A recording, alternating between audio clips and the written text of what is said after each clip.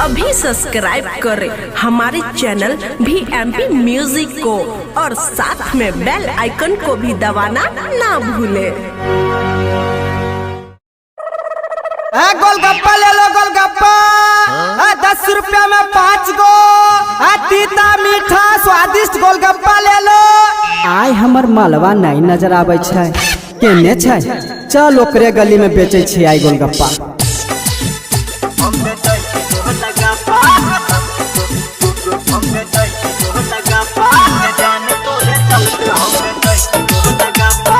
Singing by विनय निर्मल।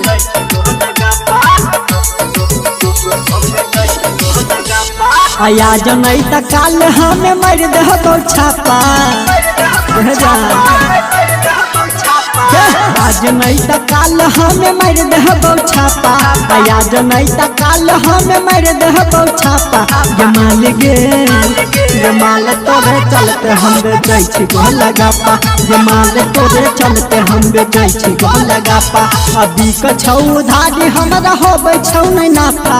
अभी के छौ धारी हमरा होबै छौ नहीं नाफा। जमाल तोरे चलते हम बेचै छी गोलगप्पा। गे जान तोरे चलते हम बेचै छी golgappa. SK recording studio Delhi Chhatarpur. तीता या मीठा पूरा छहे चटकदार गे चलबै छी ठेला तोहर पहवेला प्यार गे।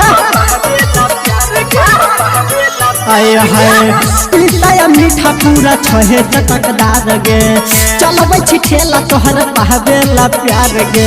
आई के फोकट में रोजा खाहो तोरा पापा। आई के फोकट में रोजा खाहो तोरा पापा। जमाल तोरे चलते हम बेचै छी गोलगप्पा। गे जान तोरे चलते हम बेचै छी गोलगप्पा।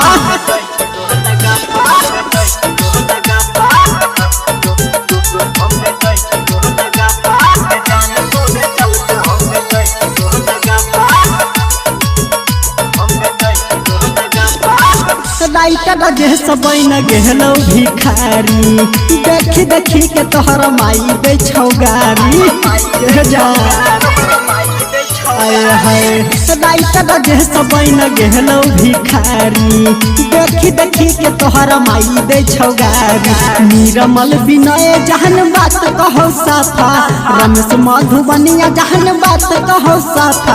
जमाल तोरे चलते हम बेचै छी गोलगप्पा। गे जान तोरे चलते हम बेचै छी गोलगप्पा। अभी के छौ धारी हमरा होबै छौ नहीं नाफा। अभी के छौ धारी हमरा होबै छौ नहीं नाफा। जमाल तोरे चलते हम बेचै छी गोलगप्पा। गे जान तोरे चलते हम बेचै छी गोलगप्पा।